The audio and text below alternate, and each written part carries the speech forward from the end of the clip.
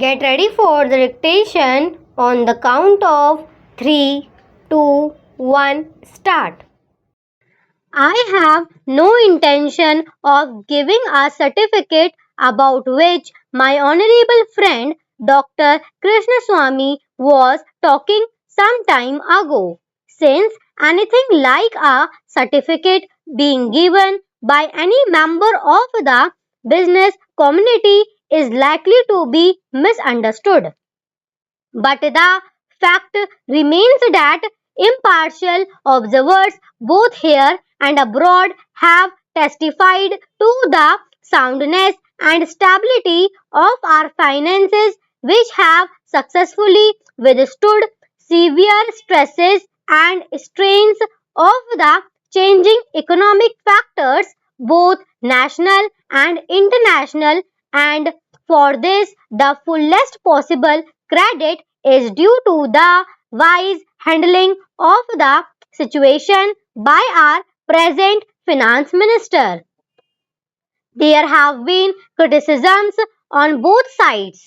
Some have described the budget as pro big business, as something which has brought about a boom in the stock exchange, and as something which has brought about satisfaction in the business circles.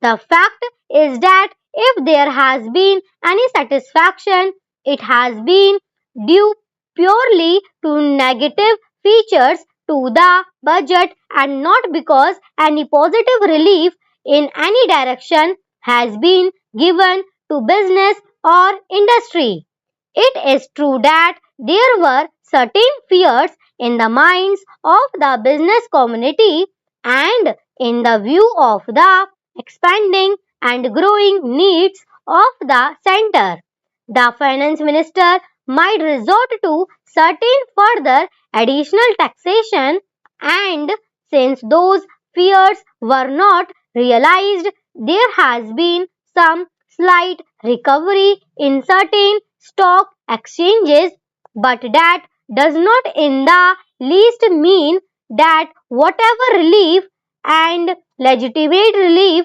was due to the business and industrial community has received any adequate response from the finance minister. We have got to face the fact that we are at present engaged in the process of development. People who talk about UK and USA conveniently forget that these are the most highly industrialized company in the world, and our taxation system, as long as we are engaged in expanding and building our economy, must be adjusted and linked with the requirements of the expanding economy, and should not be compared with the high taxation levels that may be prevalent in UK and USA.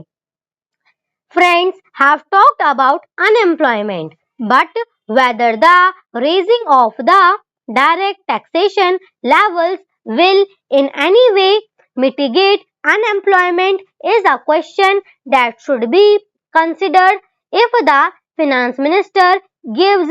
substantial relief in direct taxation, I think that might lead to a acceleration in the pace of development.